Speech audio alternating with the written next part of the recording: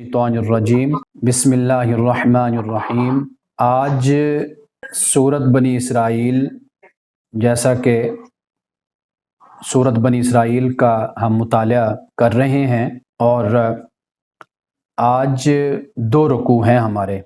आज दो रुकू हैं, रुकू नंबर 7 और रुकू नंबर 8।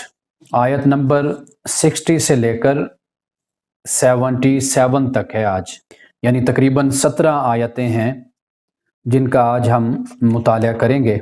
सबसे पहली बात, इस रुकू का जो आगाज़ है वो वाक़या आदम व इबलीस से है, यानी क़िस्सा आदम व इबलीस जिसको हम कहते हैं, उससे आगाज़ हो रहा है। अब यहाँ पे ये सवाल पैदा होता है कि इसकी आखिर क्या वजह है कि भाई यहाँ पे अल्लाह सुब्हानहू व तआला ने हज़रत आदम अलैहिस्सलाम को जो सजदे का हुक्म दिया था, तमाम मलाइका को सब ने सजदा किया लेकिन इबलीस ने नहीं किया। तो यहाँ पे इस वाक़े को मुख्तसरन या इख्तसार के साथ या इशारतन बयान करने का मकसद क्या है। जो बात समझ आती है वो ये है कि रसूलुल्लाह सल्लल्लाहु अलैहि वसल्लम के मुकाबिल कुफ़ार व मुशरिकीन थे, इनकार करने वाले थे। तो अल्लाह सुब्हानहू व तआला ने एक तरफ पैगम्बर सल्लल्लाहु अलैहि वसल्लम हैं और दूसरी तरफ इबलीस यानी कुफ़ार और मुशरिकीन हैं। अब ये एक आप कह लीजिए कि दो किरदार हैं जिनको यहाँ पर भी बयान कर दिया गया, और इसी तरह दो किरदार थे कि जो आदम व इबलीस की सूरत में भी मौजूद थे। तो अल्लाह सुब्हानहू व तआला ने दरहकीकत ये कुफ़ार व मुशरिकीन को ये बात याद करवाई है कि देखो वो वक्त था कि जब आदम के मुकाबले में इबलीस अकड़ गया था, खड़ा हो गया था, और उसने इताअत से, फर्माबरदारी से इनकार कर दिया था। यानी ये बात भी समझा दी कि नबी की जो इताअत है, फर्माबरदारी है, वो दर हकीकत अल्लाह की फर्माबरदारी है। मन युतिर रसूला फ़क़द अता अल्लाह, जैसे कुरान मजीद में कहा गया कि जो रसूल की इताअत करता है दर हकीकत उसने अल्लाह की इताअत की। तो आदम को सामने रखकर और इस बहस में इबलीस उलझ गया कि ये आदम है, मैं इसको क्यों सजदा करूं, मैं इससे बरतर हूं, ये मुझसे कमतर है। तो अल्लाह सुब्हानहू व तआला ने ये बात हमें भी समझा दी कि ज़ात और अना की नफ़ी करके मेरे हुक्म को अपनी नज़र में रखो, अपने सामने रखो और मेरे हुक्म की पैरवी करो। अब एक तरफ कुफ़ार व मुशरिकीन और दूसरी तरफ रसूलुल्लाह सल्लल्लाहु अलैहि वसल्लम की ज़ात अक़दस, इसी तरह आदम और सामने इबलीस। तो कुफ़ार को ये मैसेज और ये पैगाम दिया गया कि इबलीस की तरह तुम अल्लाह के हुक्म के सामने सरकशी ना दिखाओ, बल्कि फर्माबरदारी का रवैया इख्तियार करो, वरना तुम भी बारगाह इलाही से तुम्हें भी धुतकार दिया जाएगा। एक बात तो ये समझ आ गई। अच्छा, दूसरा जो बड़ा अहम नुक्ता है वो ये है कि हक को हक की नज़र से, यानी हक के लिहाज से देखना चाहिए, अपनी ज़ात के लिहाज से नहीं देखना चाहिए। रसूलुल्लाह सल्लल्लाहु अलैहि वसल्लम की एक दुआ तो बड़ी मुस्तनद है, जो शायद पहले किसी वक्त मैंने आपको बताई हो कि अल्लाहुम्मा अरिनल हक़्क़ हक़्क़न वरज़ुक़ना इत्तिबाअहू। ऐ अल्लाह, मुझे हक दिखा जैसे हक है, और मुझे तौफीक दे कि मैं उसकी पैरवी करूं। और मुझे दिखा आरिनल बातिला बातिलन, मुझे बातिल दिखा जैसे बातिल है, और मुझे तौफीक दे कि मैं उससे इज्तिनाब करूं, उससे बचूं। एक तो ये बड़ी मुस्तनद दुआ है, लेकिन एक दुआ ऐसी है कि जिसके बारे में अगरचे हमारे आइम्मा मुहद्दिसीन ने इस पर कलाम किया है, लेकिन अल्फाज बड़े प्यारे हैं कि अल्लाहुम्मा अरिनल अशिया कमा हिया। ऐ अल्लाह, मुझे अशिया ऐसे दिखा जैसे वो हैं। बाद ने कहा ये सहाबा से मनकूल है, लेकिन अल्फाज देखिए कि जैसे अशिया हैं वैसे हमें दिखा, जैसे हक है उसी तरह उस हक को हमें कबूल करने की तौफीक अता फरमा। ये अंबिया अलैहिमुस्सलाम या رسول اللہ صلی اللہ علیہ وسلم سے یہ دعا منسوب ہے، مستند ہے یہ دعا، اور دوسرے جو الفاظ ہیں وہ بھی دیکھیے کہ وہ بھی بڑے پیارے ہیں کہ جیسی اشیاء ہیں ویسے مجھے دکھا۔ تو اپنی ذات کو بیچ میں لے آنا یا دوسری چیزوں کو درمیان میں لے آنا اور حق بات کو قبول نہ کرنا، یہ انسان کا رویہ ایسا نہیں ہونا چاہیے، مومن کا رویہ یہ نہیں ہے۔ جو حق بات ہے وہاں پہ اپنی ذات کی نفی کر کے، اپنے مرتبہ کی نفی کر کے، ہر چیز کی نفی کر کے اس حق بات کو قبول کر لینا چاہیے۔ یہاں سے یہ تعلیم بھی ہمیں ملتی ہے۔ دوسری بات یہ ہے کہ اللہ سبحانہ و تعالیٰ نے شیطان سے یہ کہا کہ بھئی کہ جو تمہاری استطاعت ہے نا، جو تم کر سکتے ہو تم کرو، یعنی انسان کے خلاف، آدم کے خلاف اپنی آواز کا جادو جگاؤ یا تم چڑھ دوڑو ان پر اپنے لشکروں سے، جو تمہارے لشکر ہیں، کوئی پیادہ ہیں، سوار ہیں، کوئی پیدل ہیں، جو بھی لشکر ہیں، اور اسی طرح ان کے مالوں میں، ان کے اولادوں میں تم شریک ہو جاؤ، ان سے وعدے تو کر، سب کچھ۔ لیکن اللہ سبحانہ و تعالیٰ نے فرمایا کہ جو میرے بندے ہیں نا، ان پر تیرا کوئی غلبہ نہیں ہوگا، تو کبھی ان پر غالب نہیں آ سکتا۔ اب یہاں سے یہ پتہ چلتا ہے کہ شیطان کوئی کمزور نہیں ہے، ابلیس طاقتور ہے، لیکن انسان کے پاس جو طاقت اور قوت اللہ سبحانہ و تعالیٰ نے دی ہے، ایک تو یہ ہے کہ اس کو اختیار حاصل ہے، یعنی وہ مجبور محض نہیں ہے کہ وہ شیطان کے سامنے، ابلیس کے سامنے ہتھیار پھینک دے، اس کو اللہ نے بڑی طاقت دی ہے۔ اور پھر سب سے بڑی طاقت جو ایک انسان کے پاس ہے وہ اس کے ایمان کی طاقت ہے، اللہ کی توحید کی طاقت ہے۔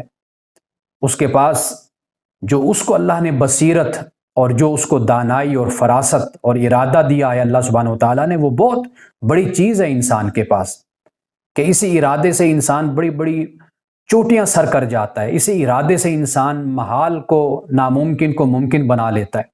انسان کے پاس بڑی طاقت ہے، تو اس لیے شیطان جتنا بھی طاقتور ہو جائے، اللہ سبحانہ و تعالیٰ کی جو طاقت ہے، جسے اللہ تعالیٰ کہتا ہے میرے بندے، تو یہ بہت بڑی بات ہے کہ اللہ تعالیٰ جب اپنی طرف بندوں کی نسبت کرتا ہے اور بندے اس کی فرما برداری میں اور اس کی اطاعت میں آ جاتے ہیں، اس پر ایمان رکھتے ہیں، تو اس سے بڑھ کر اور طاقت کیا ہونی چاہیے؟ ایک عام انسان کے پاس اگر کسی کا رابطہ ہو، کسی سے تعلق ہو، کسی سے سلام دعا ہو، کسی بڑے آدمی سے، وہ نہیں پھولا سماتا کہ میرے فلاں سے تعلق ہے، میرے فلاں سے سلام دعا ہے، میرا وہ دوست ہے، میرا رشتہ دار ہے، میرا اس تعلق دار ہے، وہ بڑی قوت اور طاقت محسوس کرتا ہے کہ میں کبھی مشکل میں ہوں گا تو میں اسے کہوں گا۔ نعوذ باللہ، لوگ تو غلط کام بھی اسی بنیاد پر کرتے ہیں کہ ہمارے فلاں سے رابطے اور تعلق ہیں، فلاں ہمارا رشتہ دار ہے۔ لیکن آپ دیکھیے کہ جب انسان اس بات پر ایمان لائے اللہ سبحانہ و تعالیٰ کی ذات پر، اور وہ ایک مومن کا ولی بن جاتا ہے، اس کا مددگار، اس کا نصیر بن جاتا ہے، اس کا وکیل بن جاتا ہے، تو اس سے بڑھ کر طاقتور اور کون ہوگا؟ اللہ سبحانہ و تعالیٰ نے یہ جو ظاہری ذرائع ہیں ان کو تو بیان کر دیا شیطان کے لیے، لیکن مومن کے لیے اللہ سبحانہ و تعالیٰ نے یہ فرمایا کہ عبادی میرے بندے۔ یہ وہ جو اقبال کا ایک شعر ہے کہ جو مومن ہوتا ہے وہ خدا پر اس کا سارا بھروسہ اور سارا یقین اور توکل ہوتا ہے۔ یہ بڑی بنیادی بات ہے۔ اللہ سبحانہ و تعالیٰ نے یہاں پر اسی نقطے کو واضح کر دیا، لیکن ایک بڑی اہم بات میں یہ عرض کرنا چاہوں گا، وہ یہ ہے کہ مال اور اولاد، ان میں انسان خود شیطان کو شریک کرتا ہے۔ اولاد کی غلط تربیت کر کے شیطان کو شریک کرتا ہے، مال کو ناجائز طریقے سے کما کر یا جائز طریقے سے کما کر غلط ناجائز طریقے سے استعمال کر کے شیطان کو شریک کرتا ہے۔ تو یہ انسان کی ایک بیوقوفانہ حرکت ہے۔ اللہ سبحانہ و تعالیٰ نے ہمیں بھی اس بات کی تلقین کی کہ یہ فرمایا کہ بے شک تمہارے جو مال اور اولادیں یہ فتنہ آزمائش ہیں۔ آزمائش اس لیے ہوتی ہے کہ ایک چیز بنیادی طور پہ ہوتی جائز ہے، لیکن انسان اس کے استعمال سے اس کو ناجائز بنا دیتا ہے، غلط بنا دیتا ہے۔ تو یہاں پہ اللہ سبحانہ و تعالیٰ نے ظاہری ذرائع کو بیان کیا اور اس میں شیطان کا ذکر کیا، لیکن مومن کی بات کی تو اللہ سبحانہ و تعالیٰ نے کہا کہ میرے بندے، یعنی سب سے بڑا بھروسہ، یقین، ایمان وہ اللہ کی ذات پر ایک مومن کا، ایک مسلمان کا ہوتا ہے۔ حقیقت یہی ہے کہ انسان کے جہاں پر سب ذرائع اور وسائل رہ جاتے ہیں وہاں پر اللہ سبحانہ و تعالیٰ کی ذات ہی انسان کے کام آتی ہے، اور حقیقت وہی ہے۔ رسول اللہ صلی اللہ علیہ وسلم نے جو فرمایا کہ اللہ کا فضل ہے، مجھ پر بھی اللہ کا فضل ہے، اور اس کے فضل سے ہی میں جنت میں جاؤں گا، اور اس کے فضل سے ہی اس زندگی میں جو یہ مقام اور مرتبہ ہے یہ سب کچھ اس کے فضل اور رحمت سے ہے۔ تو کوئی کام بھی اللہ کے فضل کے بغیر نہیں ہے۔ تو یہ جو ایمان ہے، تیقن ہے، یہ سب سے بڑی دولت ہے ایک مومن کے لیے، ایک مسلمان کے لیے۔ تیسری بات جو یہاں پر بیان کی گئی ہے وہ یہ ہے کہ انسان کی جبلت میں اللہ کا شعور موجود ہے۔ سورۃ الاعراف میں بھی اس بات کو بیان کیا گیا ہے کہ دنیا میں جب انسان، اللہ نے کہا کہ جب انسان کو اللہ نے بھیجا تو اس میں یہ شعور ڈال کر بھیجا کہ وہ جتنا بڑا نافرمان ہو جائے لیکن کب تکلیف میں آئے اور خدا کا انکاری بھی ہو جائے تو اس کے منہ سے نکلتا یہی ہے کہ او مائی گاڈ، اے میرے خدا۔ چاہے وہ اردو بولتا ہے، انگلش بولتا ہے، وہ کسی زبان میں، وہ اپنی زبان میں تکلیف میں جب بھی ہوگا وہ خدا کو پکارے گا، چاہے ارادتاً پکارے یا خدا کو غیر ارادی طور پر پکارے، وہ پکارتا خدا کو ہے۔ تو یہاں پر اللہ سبحانہ و تعالیٰ نے یہ فرمایا کہ جب انسان تکلیف میں ہوتا ہے تو اللہ کو پکارتا ہے، اللہ کو یاد کرتا ہے۔ سب سے جو اہم بات ہے وہ یہ ہے کہ اللہ یہ چاہتا ہے کہ یہ جو تم تکلیف میں جب ہوتے ہو، عارضی اعتراف کرتے ہو نا اپنی مجبوری کا، اپنی معذوری کا، عجز کا، انکساری کا، عارضی اعتراف انسان کرتا ہے۔ جب تکلیف میں ہوگا تو پھر اللہ کو یاد بھی کرے گا، اللہ کو پکارے گا۔ یہ عارضی اعتراف ہوتا ہے انسان کا کہ میں مخلوق ہوں تو خالق ہے، میں مملوک ہوں تو مالک ہے، میں مرزوق ہوں تو رازق ہے۔ یہ اعتراف انسان کا ہوتا ہے عارضی۔ اللہ یہ چاہتا ہے کہ انسان خوشی میں ہو، انسان تنگ دستی میں ہو، انسان بدحالی میں ہو، خوشحالی میں ہو، جس حالت میں بھی ہو، وہ اللہ کو ہر حالت میں اس بات کا اعتراف کرے کہ وہی ذات ہے۔ اللہ یہ چاہتا ہے۔ اس لیے اللہ سبحانہ و تعالیٰ نے یہاں پر بھی اور مختلف مقامات پر، سورۃ العنکبوت میں، سورۃ الاعراف میں، انعام میں، مختلف مقامات پر، سورۃ یونس میں اسی بات کو بیان کیا ہے کہ انسان جب تکلیف میں آتا ہے تو مجھے پکارتا ہے، جب تکلیف کو میں دور کر دیتا ہوں تو پھر وہ شرک کرنے لگ جاتا ہے۔ تو حقیقی جو میسیج ہے اور پیغام ہے ہمارے لیے وہ یہ ہے کہ مستقل اور حقیقتاً اس بات کا اعتراف کرو کہ تم بندے ہو اور وہ تمہارا معبود ہے۔ یہ جو ایمان ہے یہ اصل اللہ چاہتا ہے کہ جو انسان کی زندگی پر حاوی ہو اور غالب ہو۔ یعنی یہ اعتراف عارضی نہیں ہونا چاہیے، جیسے تکلیف میں آئے تو اعتراف کر لیا، تکلیف سے نکل گئے پھر انکار کر دیا، تو یہ رویہ نہیں۔ اور دوسری بات جو بڑی محبت کی بات ہے یہاں پر، اللہ سبحانہ و تعالیٰ یہ فرماتا ہے کہ جب انسان کو کوئی تکلیف پہنچتی ہے اور ضل من تدعون الا ایاہ، تو سب کے سب معبود جو ان سے ہوتے ہیں وہ غائب ہو جاتے ہیں، صرف ایک ہی، وہی رب رہ جاتا ہے بس، جو اس بندے کی مدد کرتا ہے۔ یعنی جب بھی کتنے معبود، اگر ہم آج بھی دیکھ لیں تو کتنے دوست، تعلق دار لوگ ہوتے ہیں جو خوشیوں میں ساتھ ہوتے ہیں، تکلیف میں کوئی بھی نہیں ساتھ ہوتا۔ تو قرآن یہ بیان کرتا ہے کہ یہ جو مشرکین ہیں، کفار ہیں، یہ معبودان باطل کو پکارتے ہیں، اللہ کو پکارتے ہیں لیکن معبودان باطل کو بھی، لیکن جب تکلیف میں آتے ہیں تو پھر صرف اللہ کی ذات ہوتی ہے، اور پھر منہ سے نکلتا بھی یہی ہے کہ اے میرے اللہ، اے میرے مولا، میری مدد کر۔ اچھا، اس رکوع میں جو آخری بات ہے وہ ہے کہ اللہ سبحانہ و تعالیٰ نے اس بات کو بیان کیا ہے کہ اللہ نے وَلَقَدْ كَرَّمْنَا بَنِي آدم، کہ اللہ سبحانہ و تعالیٰ نے ہی بنی آدم کو تکریم دی ہے، عزت دی ہے۔ یہاں پہ اس رکوع کا اختتام ہوتا ہے، اور آپ دیکھیے کہ آغاز کہاں سے ہوا۔ اللہ سبحانہ و تعالیٰ نے فرشتوں سے کہا کہ آدم کو سجدہ کرو، ابلیس نے سجدہ نہیں کیا۔ اختتام یہ ہوا کہ ہم نے بنی آدم کو باعزت بنایا۔ یعنی اب اس سے یہ بات سمجھ آتی ہے کہ عزت اللہ دیتا ہے، وَتُعِزُّ مَن تَشَاءُ وَتُذِلُّ مَن تَشَاءُ۔ اب اللہ سبحانہ و تعالیٰ نے جو عزت آدم کو دی ہے، ابلیس حسد کا شکار ہو گیا اس معاملے میں، اور وہ کہنے لگا کہ بھائی کیسے ہو سکتا ہے، اس لیے کہ قَالَ أَرَأَيْتَكَ هَٰذَا الَّذِي كَرَّمْتَ عَلَيَّ، اللہ سے کہتا ہے کہ اب تو ہی بتا کہ تیرا کیا خیال ہے کہ تو نے اس کو جو مجھ پر تو نے عزت دے دی ہے، اس کو ابلیس کو، یہ یعنی یہاں قرآن میں جب ہم پڑھیں گے آیت نمبر 62 ہے، وہاں پر اس بات کو بیان کیا گیا ہے۔ یعنی ابلیس جو ہے وہ حسد کا شکار ہوا آدم کے معاملے میں۔ اللہ سبحانہ و تعالیٰ نے حضرت آدم علیہ السلام کو فضیلت دی۔ اسی آیت میں جس کا میں حوالہ دے رہا ہوں، اسی رکوع کی آخری آیت، اس میں اللہ سبحانہ و تعالیٰ نے اسی تفضیل اور فضیلت کی بات کی جو اللہ نے آدم کو دی ہے۔ یعنی اللہ سبحانہ و تعالیٰ یہ بات ہمیں بتاتا ہے کہ یہ جو مقام اور مرتبہ ہے یہ اللہ سبحانہ و تعالیٰ دیتا ہے، تو اس مقام اور مرتبے کی بنیاد پہ جلنا نہیں چاہیے، حسد کا شکار نہیں ہونا چاہیے۔ اللہ سبحانہ و تعالیٰ نے بنو اسماعیل سے رسول اللہ صلی اللہ علیہ وسلم کو نبوت کا مقام اور مرتبہ عطا کیا، ختم نبوت عطا فرمائی۔ تو جب آپ اللہ کے آخری رسول اور آخری نبی آپ کو اللہ نے بنایا نا، اب اس معاملے میں تمہیں حسد کرنے کی، قوم یہود ہو، نصارہ ہو، کفار و مشرکین ہو، تمہیں حسد کرنے کی کیا ضرورت ہے؟ یہ تو اللہ نے منصب دیا۔ اور اسی طرح اللہ سبحانہ و تعالیٰ نے سورۃ النساء میں بھی ہم نے پڑھا تھا کہ یہ جو مرد اور عورت بنانا ہے، اس معاملے میں بھی اللہ تعالیٰ نے جس کو چاہا مرد بنایا، جس کو چاہا عورت بنایا۔ اب معاملہ یہ ہے کہ جو جس کا ایک اپنا دائرہ بنتا ہے اس کے مطابق وہ عمل کر کے دکھائے۔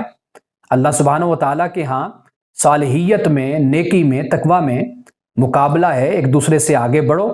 اللہ کے ہاں یہ کوئی تفریق جنس کی نہیں ہے کہ مرد ہے یا عورت ہے، لیکن مرد اور عورت کی جو تفریق قائم رکھ دی گئی وہ اس لیے کہ ایک معاشرتی نظام کو، انسانی معاشرے کو چلانا ہے، اس کے نظام کو، تو اللہ سبحانہ و تعالیٰ نے وہاں پر بھی اسی فضیلت اور اسی بات کو بیان کیا ہے۔ اب یہ جو چیز ہے یہ ہمیں یہاں سے پتہ چل جاتی ہے کہ حسد نہیں ہونا چاہیے انسان میں، حسد سے پاک اپنے دل کو انسان کو کرنا چاہیے، اور کسی طرح بھی کسی کے معاملے میں انسان دل میں حسد، کینہ اور بغض کو نہ پالے۔ یہاں پہ حضرت آدم اور ابلیس کے واقعے سے ہمیں یہ بات بھی اللہ سبحانہ و تعالیٰ نے ہمیں بتا دی۔ اب بھی اس سے آگے جو بات ہے وہ یہ ہے کہ اللہ سبحانہ و تعالیٰ نے فرمایا کہ قیامت کے دن ہم لوگوں کو بلائیں گے اس کے اماموں کے ساتھ۔ امام کا جو لفظ ہے وہ یہاں پر استعمال کیا گیا، یوم ندعو کل اناس بامامہم، کہ قیامت کا وہ دن ہوگا کہ جس دن ہم لوگوں کو ان کے امام کے ساتھ، ان کے سرداروں کے ساتھ ہم بلائیں گے۔ اچھا، پھر اسی آیت میں اس بات کو بھی بیان کر دیا کہ اللہ سبحانہ و تعالیٰ جو ایمان والے ہوں گے ان کو اللہ سبحانہ و تعالیٰ دائیں ہاتھ میں ان کا اعمال نامہ دیا جائے گا، اور وہ اپنے نامہ اعمال کو قرآن بیان کرتا ہے کہ وہ اس کو پڑھیں گے، اور ظلم نہیں کیا جائے گا۔ قرآن پاک میں مختلف مقامات پر جو کفار ہیں، نافرمان ہیں، مشرکین ہیں، ان کے نامہ اعمال کے بارے میں کہا گیا کہ بائیں ہاتھ میں دیا جائے گا، بعد کے کہا کہ پیچھے سے پکڑایا جائے گا۔ اور کیوں؟ اس لیے کہ وہ پھینک دیا کرتے تھے، فَنَبَذُوا وَرَاءَ ظُهُورِهِمْ، اپنی پیٹھوں کے پیچھے اللہ کے حکم کو، کتاب کو پھینک دیتے تھے، عمل نہیں کرتے تھے۔ تو وہ الفاظ وہاں پر قیامت کے لیے بھی استعمال ہوئے ہیں۔ تو اب یہ جو امام کا معاملہ ہے، دیکھیے پھر آگے جا کر اللہ سبحانہ و تعالیٰ نے یہ بھی فرمایا کہ جو دنیا کا اندھا ہے وہ آخرت کا بھی اندھا ہے۔ یعنی انسان کو اللہ نے جو شعور کی دولت دی ہے، عقل سے اللہ نے نوازا ہے، تو وہ جس کے پیچھے چلے گا یا جس کی صحبت اختیار کرے گا، جو اس کا لیڈر ہوگا، امام ہوگا، اس کا راہبر ہوگا، رہنما ہوگا، وہ اس کا انتخاب کرے گا اللہ کے قرآن کی روشنی میں، یعنی اللہ کے احکامات کی روشنی میں۔ اگر رہنما اور راہبر درست نہیں اور انسان بالکل آنکھیں بند کر کے اندھی تقلید کے ساتھ اس کے پیچھے چلتا رہتا ہے، تو یہ در حقیقت قیامت میں اس کے لیے اندھے پن کا باعث بنے گا۔ یہاں اس بات کو بھی بیان کر دیا گیا، یہ بات ذہن میں رکھیے، اللہ اور اس کے رسول صلی اللہ علیہ وسلم کی جو اطاعت اور فرما برداری ہے وہ غیر مشروط ہے، انکنڈیشنل ہے۔ باقی اس کے علاوہ سب کی جو فرما برداری ہے یا انسان فالو کرتا ہے وہ کنڈیشنل ہے، مشروط ہے۔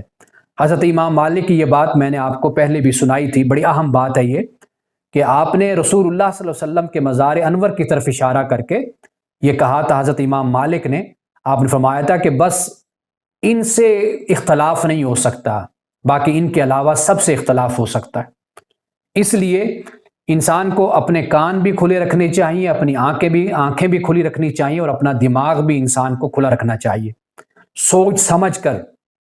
یعنی ہم بازار میں جاتے ہیں، گھٹیا سے گھٹیا چیز بھی لینی ہو تو اس کو اتنا جانچتے ہیں، پڑتال کرتے ہیں، دیکھتے ہیں، پھر اس کو ہم وصول کرتے ہیں۔ جوتے لینے ہوں، سبزی لینی ہو، فروٹ لینا ہو، کپڑے لینے ہو، کوئی چیز بھی لینی ہو، پیسہ خرچ کرتے ہوئے ہم سوچتے ہیں 10 دفعہ کہ یہ چیز لوں نہ لوں، اس کی کیا قیمت ہے، یہ کہیں فراڈ تو نہیں ہے، یہ سستی تو نہیں ہے، مہنگی تو نہیں مل رہی۔ کتنی دفعہ ہم دیکھتے ہیں چیز کو، لیکن ایمان کے معاملے میں، دین کے معاملے میں ہم کیا آنکھیں بند کر کے کسی کے پیچھے چل پڑے؟ یعنی ایمان اور اسلام اور دین کیا اتنا سستا سودا ہے کہ ہم اپنی آنکھیں بند کر لیتے ہیں؟ نہیں۔ تو جس امام کو، جس راہبر کو، جس کو ہم منتخب کرتے ہیں یا جس کے پیچھے چلتے ہیں یا جس کی بات کو ہم سنتے ہیں، قرآن نے بیان کیا ہے کہ کھلی آنکھوں کے ساتھ اس کی بات کو سنو، اور آپ کو اختلاف کا بھی حق ہے اس سے۔ سیدنا فاروق اعظم رضی اللہ تعالیٰ عنہ سے خاتون کھڑے ہو کر کہتی ہے کہ عمر، یہ جو حق مہر تم نے مقرر کر دیا، یہ اللہ نے تو قرآن میں مقرر نہیں کیا، تمہیں کس نے اختیار دیا ہے کہ تم اس حق مہر کو مقرر کرو؟ آپ دیکھیے سیدنا فاروق اعظم رضی اللہ تعالیٰ عنہ نے فوراً یہ فرمایا کہ اے عمر، مدینے کی خاتون بھی تجھ سے سمجھدار نکلی۔ یہ جو اللہ سبحانہ و تعالیٰ کا دین اور یہ قرآن جو انسان کو آزادی دیتا ہے، آزادی اظہار دیتا ہے، اس کو اختیار کرنا چاہیے کسی بھی معاملے میں۔ آنکھیں بند کر کے مت چلیے۔ یعنی گویا کہ دین کو ہم اتنی کم حیثیت دیتے ہیں کہ اس معاملے میں ہم آنکھیں بند کر کے چل پڑتے ہیں۔ جو ہمیں اللہ رسول کی بات کہے، نام لے قرآن کا، حدیث کا، ہم کہتے ہیں ٹھیک ہے جی، قرآن اور حدیث کا اس نے نام لے لیا، آنکھیں بند کر کے اس کے پیچھے چل پڑو۔ نہیں، ہمیں تعلیم اس بات کی ہے کہ ہم جس کے پیچھے چلیں، ہم اس کے پیچھے حقیقتاً نہیں چل رہے، ہم اس کی بات کو دیکھیں گے کہ قرآن اور سنت کے مطابق ہے یا نہیں۔ اگر ہے تو جی بسم اللہ، کوئی بھی ہے۔ رسول اللہ نے جیسے فرمایا کہ ایک حبشی چپٹی ناک والا، منقع کے سر والا، چھوٹے سر والا، اگر وہ بھی تمہارا حکمران بنتا ہے تو تم اس کی بھی پیروی کرو، وہ بھی تمہارا امام، راہبر، رہنما بنتا ہے، اس کی بھی پیروی کرو۔ تو حقیقت یہی ہے کہ انسان کو، ہمیں سب کو خبردار کیا گیا کہ یہ بات یاد رکھو کہ دنیا میں تم جس کی صحبت اختیار کرو گے، جس کو اپنا مقتدا بناؤ گے، کل قیامت کے دن تم اسی کی صحبت میں اور اسی کے ساتھ تم کو اٹھایا جائے گا۔ اس لیے اچھے لوگوں کی صحبت اختیار کرو، اہل علم کے پاس بیٹھو اور اپنے کانوں کو اور اپنی آنکھوں کو کھلا رکھو۔ اور اس سے ایک اور مسئلہ بھی میں آپ کو یہاں بتاتا چلوں۔ ہمارے ہاں آپ کو معلوم ہے کہ دائیں اور بائیں ہاتھ سے کھانے کا اور کام کا استعمال کا جو مسئلہ ہے، یہ ہمارے ہاں اکثر طور پر بیان ہوتا رہتا ہے کہ دائیں ہاتھ سے کھانا چاہیے، بائیں ہاتھ سے نہیں کھانا چاہیے، یا اس معاملے میں بعض اوقات ہم اپنے بچوں کے ساتھ سختی کا رویہ بھی اختیار کرتے ہیں، دائیں اور بائیں کا۔ تو اس میں جو معتدل نقطہ نظر ہے وہ یہی ہے کہ اس میں کوئی شک نہیں ہے کہ یہ سنت ہے، بچوں کو اس کی تعلیم اور اس کی ترغیب دی جانی چاہیے، لیکن جو سخت رویہ اختیار کیا جاتا ہے وہ اختیار نہیں کرنا چاہیے۔ یعنی محبت کے ساتھ، پیار کے ساتھ بچوں کو رغبت دلانی چاہیے، بتانا چاہیے کہ یہ سنت ہے، دائیں ہاتھ سے خاص طور پر کھانے کے معاملے میں اس کی تعلیم دی جانی چاہیے، لیکن یہ انداز ہرگز اختیار نہیں کرنا چاہیے کہ جس سے بچوں میں کوئی نفسیاتی مسئلے پیدا ہو جائیں۔ اس لیے کہ میں نے یہ چیز پڑھی ہے، مطالعہ کیا ہے کہ اگر اس معاملے میں سختی کی جاتی ہے، اس سے بچوں کی جو تخلیقی صلاحیت ہے اس پر بھی اثر پڑتا ہے، اور بعض اوقات یہ ہوتا ہے کہ ان کے بولنا، ان کا گفتگو کرنا، ان چیزوں پر بھی اثر پڑتا ہے ان کے۔ تو اس لیے اس معاملے میں احتیاط کرنی چاہیے۔ سب سے بڑی بات یہ ہوتی ہے کہ ہم ہر چیز کو کیوں امپوز کرنے کی کوشش کرتے ہیں، نافذ کرنے کی ہم کیوں کوشش کرتے ہیں، ہم رغبت کیوں نہیں دیتے، انویٹیشن کیوں نہیں دیتے، دوسرے کو متوجہ کیوں نہیں کرتے؟ یہ سب سے بہتر راستہ ہوتا ہے کہ جب انسان باشعور ہوتا ہے، عقل والا ہوتا ہے، بڑا ہوتا ہے، وہ پھر اگر اس میں رغبت ہو، اس میں شوق ہو، جذبہ ہو، تو وہ خود بخود اچھی باتوں کو اختیار کرنا شروع کر دیتا ہے۔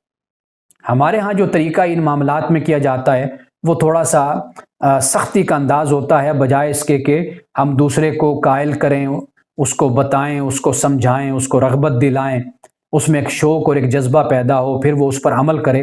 ہم اس کے بجائے ایسا رویہ اختیار کرتے ہیں کہ جس میں دوسرے میں ایک لحاظ سے دوری پیدا ہوتی ہے یا سرکشی پیدا ہوتی ہے۔ تو یہ ایک سنت ہے، ضرور اختیار کرنا چاہیے، اور واضح بات ہے کہ یہ ایک تقسیم عقلی طور پر ہمیں سمجھ بھی آتی ہے۔ مثال کے طور پر دائیں ہاتھ کو رکھا گیا کیونکہ قرآن میں بھی دائیں ہاتھ کا ذکر ہے، نام اعمال کے حوالے سے، اعمال صالحہ کے حوالے سے، نیک لوگوں کے حوالے سے۔ یہ بھی ایک اس کا بھی اثر ہے انسانی ذہن پر، انسانی شعور پر۔ اور پھر انبیاء علیہ السلام کا بھی یہ طریقہ رہا کہ دائیں ہاتھ سے انہوں نے کھایا پیا، احادیث میں بھی روایات میں بھی موجود ہے۔ اور پھر جو تیسری بات ہے وہ یہ ہے کہ بائیں ہاتھ کو جیسے قرآن نے بیان کیا، بشمال ہی کا ذکر کیا، تو اس ہاتھ کو پھر ان کاموں کے لیے رکھ لیا گیا کہ جو کام پاکیزگی کے ہوتے ہیں، طہارت کے ہوتے ہیں، انسان اپنے وجود کو صاف کرتا ہے، تو اس کے لیے پھر بائیں ہاتھ کو استعمال کیا گیا۔ یہ تفریق اور یہ تخصیص جس کو آپ کہتے ہیں، یہ سمجھ بھی آتی ہے یہ بات، لیکن یہ بات بچوں کو سمجھائی جانی چاہیے، نہ یہ کہ ان پر سختی کی جائے۔ ساتویں بات یہ چھٹی بات تھی جو میں نے بیان کی دائیں ہاتھ کے حوالے سے، اور یہ پورا ایک چونکہ موضوع ہے، میں اس پر تحقیق کر رہا ہوں اور اس پر کافی کچھ مواد میں نے جمع کیا ہے، تو خیال یہ ہے کہ اس پر ایک ویڈیو بنا دی جائے بچوں کے حوالے سے، اور اس میں یہ ان معاملات کی وضاحت کر دی جائے، والدین کو بتایا جائے کہ یہ جو معاملہ ہے یہ سنت کا ہی معاملہ ہے، اس میں رغبت اور بچوں میں شوق اور جذبے کو پیدا کیا جائے، نہ کہ ڈنڈوں سے یا سختی کے ساتھ ان کے ہاتھوں کو مار کر۔ ہمیں بچپن میں اسی طرح، چونکہ میں بھی بائیں ہاتھ شروع سے استعمال کرتا تھا بچپن سے، تو وہ ہماری ایک ٹیچر تھی خاتون، وہ بڑی سختی کے ساتھ پینسل مار مار کر ہاتھوں پہ وہ مجبور کرتی تھی کہ آپ دائیں ہاتھ سے لکھو، بائیں سے نہیں لکھنا۔ تو یہ جو طریقہ ہے، ہمارا ایک وقت تھا، ایک زمانہ تھا، ہم چلیں مار برداشت بھی کر لیتے تھے اور اب دباؤ میں آ جاتے تھے، لیکن ہر زمانہ ہر وقت ایسا نہیں ہوتا۔ تو اس لیے مجھے اپنا وہ وقت وہ زمانہ یاد ہے، تو اس لیے میں یہ سمجھتا ہوں کہ ان چیزوں میں رغبت اور شوق جو ہے وہ اگر پیدا کیا جائے، انسان کا معاملہ ہی کچھ ایسا ہے کہ انسان کو اللہ تعالیٰ نے جو ارادہ، اختیار اور شعور دیا ہے، اس میں یہی بات ہوتی ہے کہ اگر زیادہ شوق اور جذبے کو پیدا کیا جائے، وہ زیادہ بات آگے تک چلتی ہے، پر پچول وہی ہوتی ہے، باقی جو کچھ ہوتا ہے وہ عارضی ہوتا ہے کسی دباؤ اور جبر کے تحت۔ ساتویں بات جو ہے وہ یہ ہے کہ اللہ سبحانہ و تعالیٰ نے قرآن مجید میں رسول اللہ صلی اللہ علیہ وسلم کی ذات اقدس کے حوالے سے بعض جگہوں پہ یہ فرمایا کہ وَلَئِنِ اتَّبَعْتَ أَهْوَاءَهُمْ، کہ اگر آپ ان کی خواہش کی پیروی کرتے بعد اس کے کہ علم آ گیا آپ کے پاس، تو آپ ظالموں میں سے ہوتے۔ یہ جو اسلوب اختیار کیا جاتا ہے، یہ اسلوب ایسا نہیں ہوتا کہ یہ کوئی ممکن بات ہوتی ہے یا اس کا احتمال ہوتا ہے، بلکہ یہ بہت سے پہلوؤں سے بات سمجھائی جاتی ہے، مخاطبین کو سمجھائی جاتی ہے۔ یعنی اللہ سبحانہ و تعالیٰ جب رسول اللہ صلی اللہ علیہ وسلم کا ذکر اس انداز سے کرتا ہے، ادھر حقیقت ہمیں بتایا جاتا ہے کہ اللہ سبحانہ و تعالیٰ کے جو کلمات ہیں، اللہ سبحانہ و تعالیٰ کی جو سنت ہے وہ تبدیل نہیں ہوتی۔ جب اللہ سبحانہ و تعالیٰ اپنے پیغمبروں کے لیے یہ بات فرماتا ہے، تو پھر تم مسلمان اور مومن یا انسان وہ اگر نافرمانی کرے گا تو پھر اس کے ساتھ بھی یہی معاملہ ہوگا۔ تو یہ ایک اسلوب ہے، ایک انداز ہے بات کو بیان کرنے کا۔ جیسے ایک روایت ہمیں بیان کی جاتی ہے، آپ نے وہ ضرور سنی ہوگی، کہ جب ایک خاتون نے چوری کی تو رسول اللہ نے ہاتھ کاٹنے کا حکم دیا، اور وہ ایسے قبیلے سے تھی کہ جو قبیلہ با اثر قبیلہ تھا۔ حضرت اسامہ بن زید کو کہا گیا کہ آپ سے رسول اللہ صلی اللہ علیہ وسلم محبت کرتے ہیں، بڑی شفقت سے پیش آتے ہیں، آپ جا کر رسول اللہ کی خدمت میں گزارش کیجئے، سفارش کیجئے کہ بھئی یہ با اثر خاندان کی خاتون ہے، تو آپ یہ حکم واپس لے لیں۔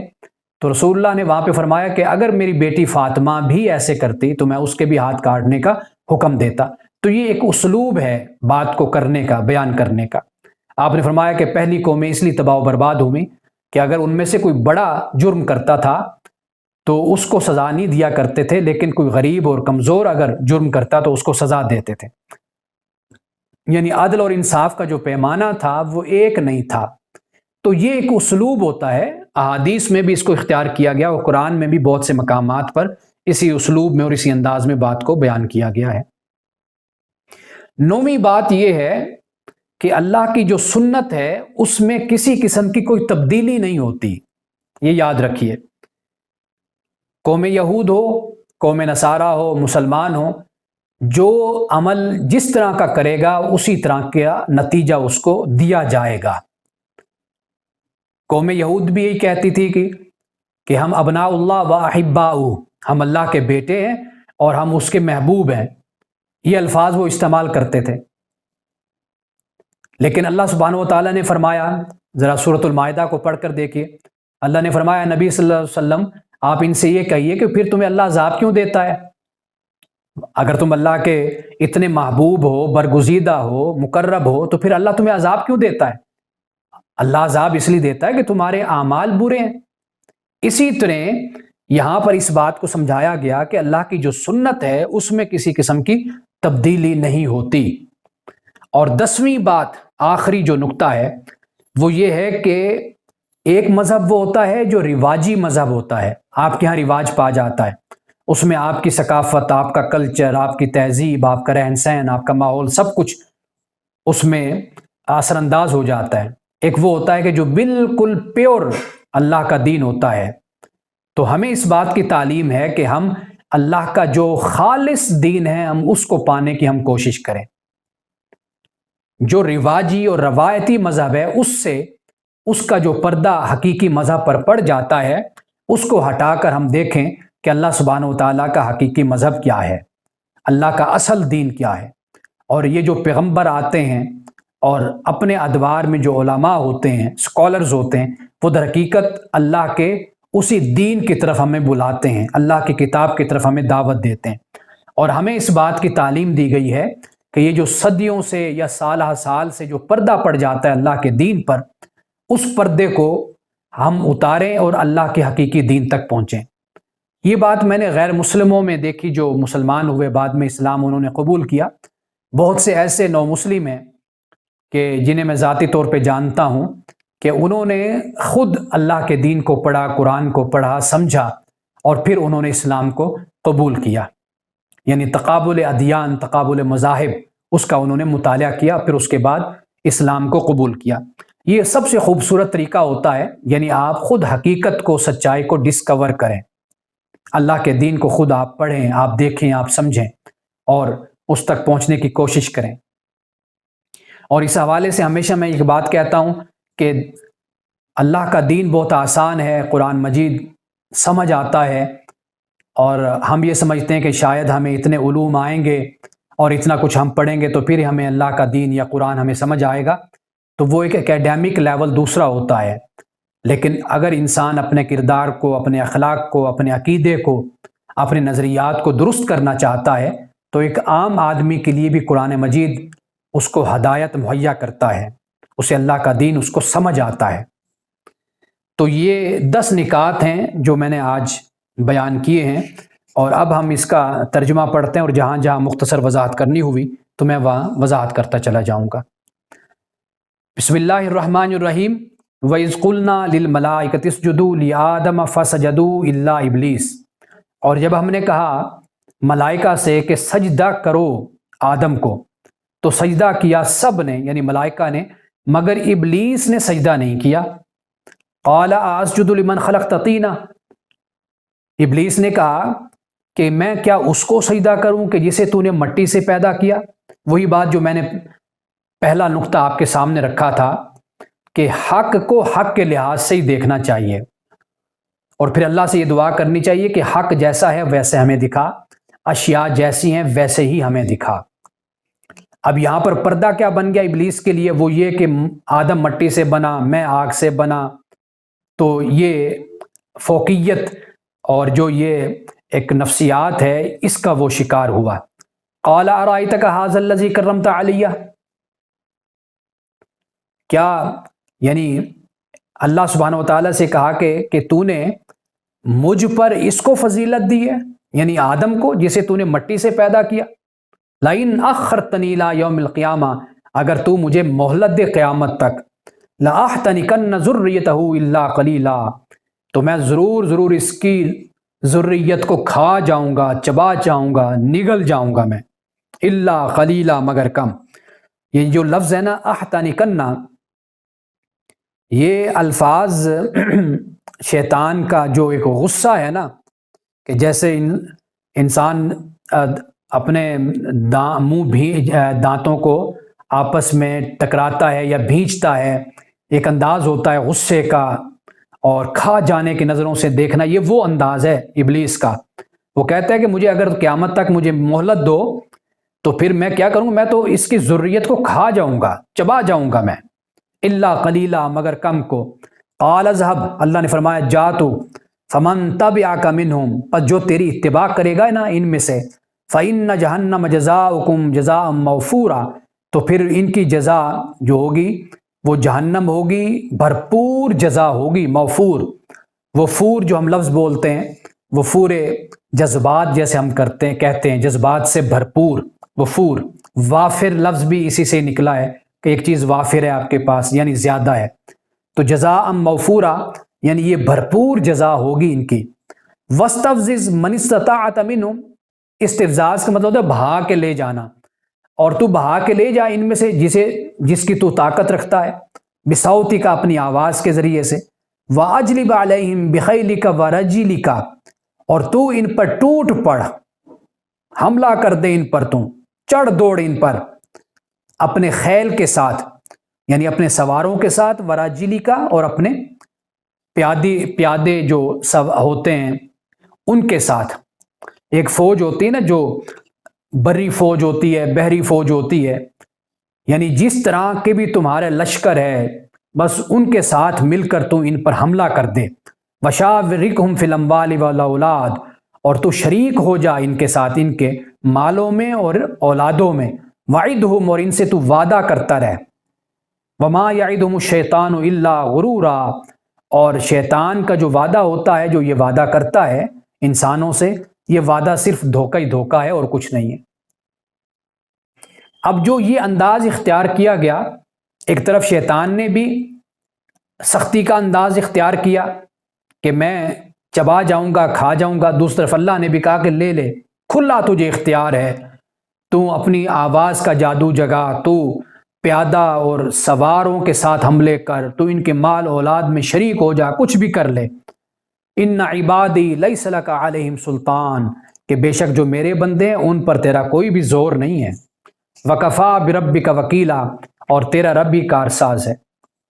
ربکم الذی یزجی لکم الفلک فی البحر، تمہارا رب وہ ہے کہ جس نے تمہارے لیے کشتیوں کو چلا دیا سمندر میں، لتبتغوا من فضلہ، تاکہ تم اس کے فضل کو تلاش کرو۔ اللہ سبحانہ و تعالیٰ نے کتنی نعمتیں سمندر میں اور دریاؤں میں رکھ دی انسانوں کے لیے، اور فرمایا کہ جاؤ ان کو تلاش کرو، اپنے رزق کو۔ انہ کان بکم رحیما، بے شک وہ رب تمہارے ساتھ رحم کرنے والا ہے۔ وَإِذَا مَسَّكُمُ الضُّرُّ فِي الْبَحْرِ، اور جب تمہیں تکلیف پہنچتی ہے فی البحر، دریا میں، سمندر میں، ضَلَّ مَن تَدْعُونَ إِلَّا إِيَّاهُ، تو وہ سب کے سب جن کو تم پکارتے ہو وہ سب کے سب کھو جاتے ہیں، غائب ہو جاتے ہیں سوائے اللہ کے۔ فَلَمَّا نَجَّاكُمْ إِلَى الْبَرِّ أَعْرَضْتُمْ، پس جب وہ تمہیں نجات دیتا ہے خشکی کی طرف، یعنی تمہیں بچا کر طوفان سے، آندھیوں سے جب خشکی پہ لے آتا ہے، أَعْرَضْتُمْ، پھر تم اس سے منہ پھیر لیتے ہو۔ وَكَانَ الْإِنسَانُ كَفُورًا، اور انسان ناشکر گزار ہے۔ یہ وہ بات ہے جو میں نے ابھی آپ کو بتائی تھی کہ اللہ سبحانہ و تعالیٰ یہ چاہتا ہے کہ انسان عارضی طور پر اللہ کے سامنے بندہ نہ بنے، مستقل طور پر بندگی اختیار کرے، چاہے وہ خشکی پہ ہو، تری پہ ہو، مشکل میں ہو، آسانی میں ہو، جہاں پر بھی ہو اللہ کا بندہ بن کر رہے، سرکشی نہ کرے۔ أَفَأَمِنْتُم مَّن يَخْسِفَ بِكُمْ جَانِبَ الْبَرِّ، فرمایا کیا تم محفوظ ہو گئے ہو کہ وہ اللہ سبحانہ و تعالیٰ تمہیں خشکی کے کسی ٹکڑے میں تمہیں اللہ سبحانہ و تعالیٰ دھنسا دے، دبا دے، او یرسل علیکم حسابا، یا تم پر اللہ سبحانہ و تعالیٰ کنکریوں کو برسا دے، آندھی کو، ثم لا تجدوا لکم وکیلا، اور پھر تم اپنے لیے کوئی وکیل بھی نہیں پاؤ گے۔ ام امن تم، یا تم بے خوف ہو گئے ہو، ان یعیدکم فی تارۃ اخری، کہ ایک دفعہ پھر وہ تم کو اسی دریا میں لے جائے، اسی جگہ پر تمہیں لے جائے، فیرسل علیکم قاصفا من الریح، اور پھر وہ بھیجے تم پر ایسی ہوائیں کہ جو تمہارے جہازوں کو، کشتیوں کو توڑ دے، فیغرقکم بما کفرتم، اور تمہاری ناشکری کی وجہ سے تمہیں غرق کر دے، ثم لا تجدوا لکم علینا بہ تبیعا، اور پھر تم نہیں پاؤ گے اپنے لیے ہمارے خلاف کوئی پیروی کرنے والا، پیچھا کرنے والا۔ ہمارے خلاف کون ہے جو پیچھا ہمارا کرے گا یا تمہاری جو پیروی اختیار کرے گا اور تمہارے لیے کچھ کرے گا؟ کوئی نہیں کچھ کر سکتا۔ اب یہاں پر دیکھیے کہ اس بات کی طرف اشارہ کر دیا کہ انسان جو ہے وہ خطروں میں گھرا ہوا ہے۔ اگر کشتی سے بچ کر، دریا سے بچ کر اگر تم خشکی پہ آ گئے تو یہ ذہن سے نکال دو کہ یہاں پر تمہیں کوئی عذاب، کوئی تکلیف نہیں آ سکتی۔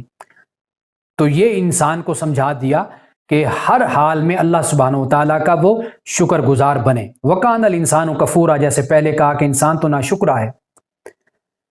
اب دیکھیے یہاں پر فرمایا وَلَقَدْ كَرَّمْنَا بَنِي آدم، ہم نے آدم کو عزت دی، تکریم دی، اس کو ہم نے عزت والا بنایا۔ وَحَمَلْنَاهُمْ فِي الْبَرِّ وَالْبَحْرِ، اور ہم نے اس کو سوار کیا خشکی میں اور تری میں۔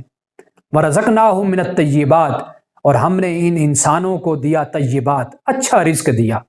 طیب ہوتا ہے جو اس انسان کے اسٹیٹک سینس ہوتی ہے، وہ کھانا جون سا ہوتا ہے، ایک کھانا ہوتا ہے باسی بھی ہوتا ہے، یعنی باسی کھانے کو 1-2 دن کا اگر کھانا ہوتا ہے تو اس کو ہم یہ تو نہیں کہہ سکتے کہ یہ حرام ہو گیا، لیکن ایک کھانا وہ ہوتا ہے جس میں خوشبوئیں اٹھ رہی ہیں، جو تر و تازہ ہوتا ہے، مزیدار ہوتا ہے، ٹیسٹی ہوتا ہے۔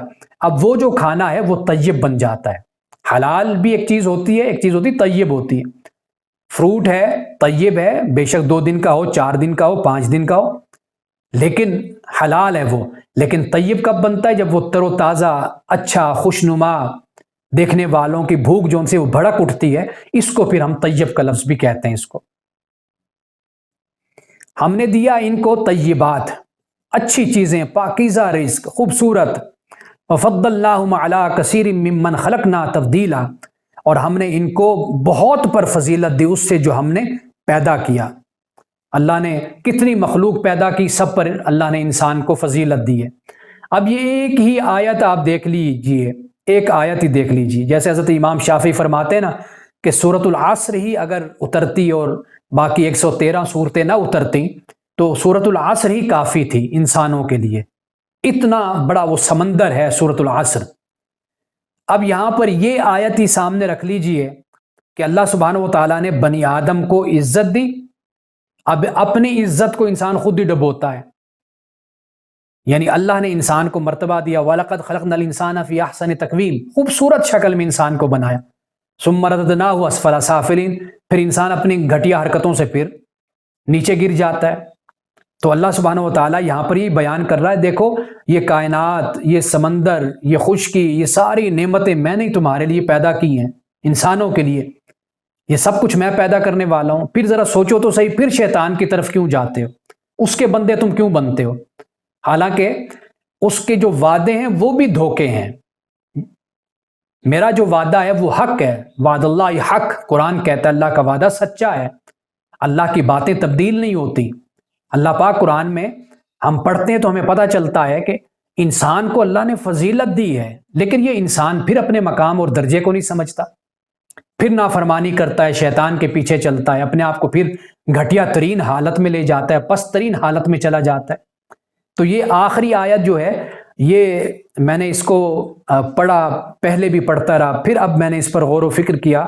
یہ ایک آیت ہی سمندر ہے، اس میں جیسے رکوع جو ان سے ہیں، یہ رسول اللہ صلی اللہ علیہ وسلم نے تو نہیں بنائے تھے، یعنی صورتیں تو رسول اللہ نے دی ہمیں بنا کر، اور نام بھی دیے، سب کچھ یہ، لیکن رکوع جو ہے آپ دیکھیے کہ یہ رکوع جنہوں نے بھی بنائے، آپ دیکھیے کہ اس میں جس آیت سے جو نئی بات شروع ہوتی ہے اور جو اس کا اختتام ہوتا ہے، آپ دیکھیے کہ بالکل بڑے تجربے کے ساتھ اور مستقل اور بہت ہی اچھے طریقے سے رکوع کو مقرر کیا گیا ہے، یعنی پورا مضمون اس کے اندر سمٹ جاتا ہے۔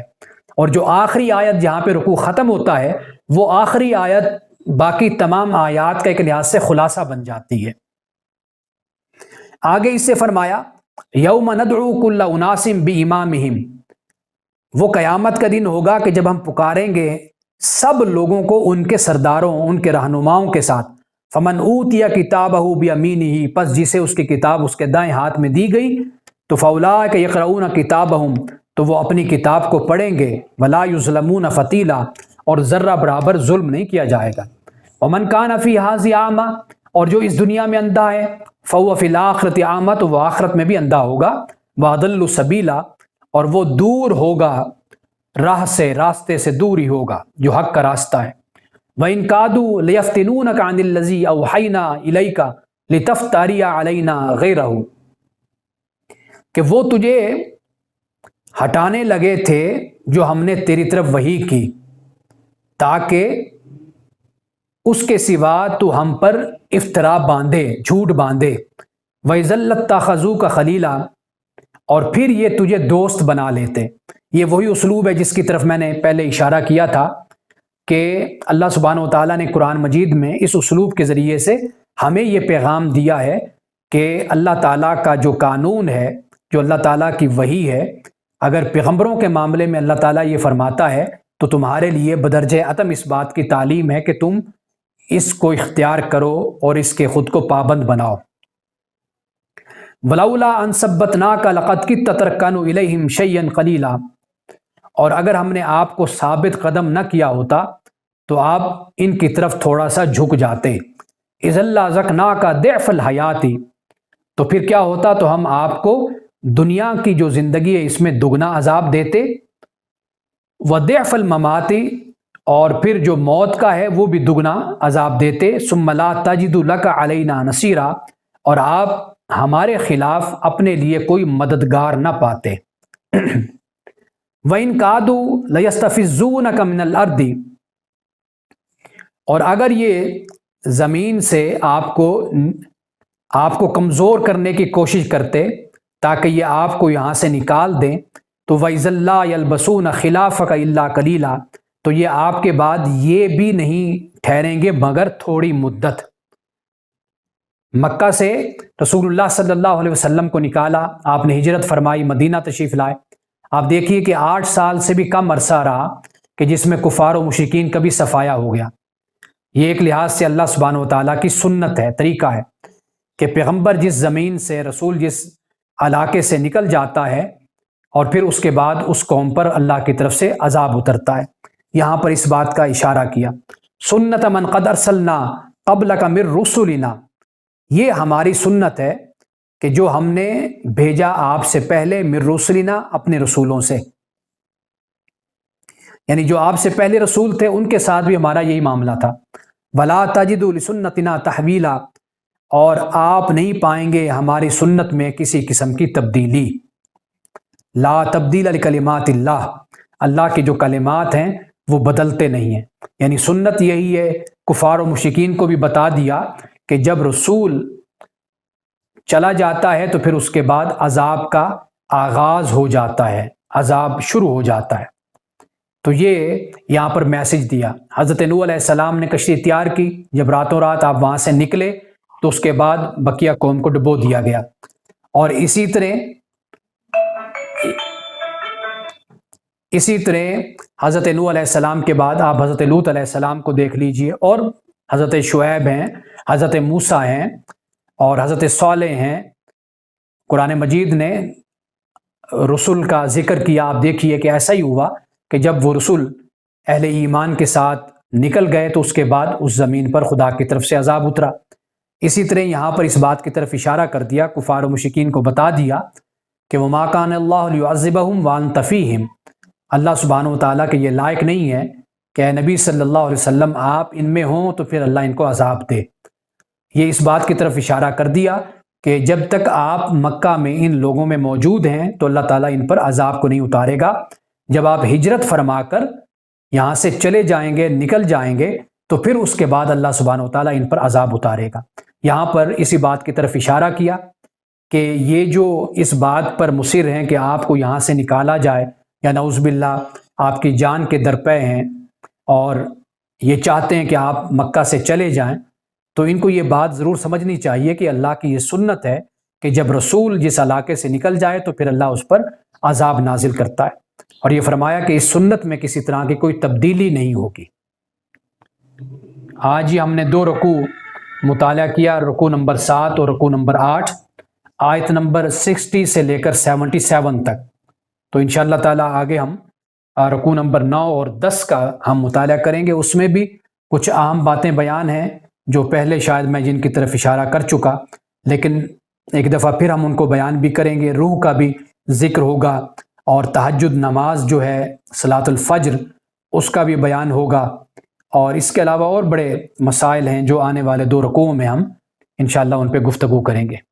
اللہ سبحانہ و تعالی ہمیں قرآن کا فہم عطا فرمائے۔ وآخر دعوانا الحمدللہ رب العالمین۔